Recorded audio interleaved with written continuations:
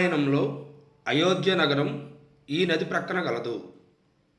ఏ యమునా నది, బి గంగా నది, సి గోదావరి నది, డి సరయూ నది. మన ఆన్సరు డి సరయూ నది.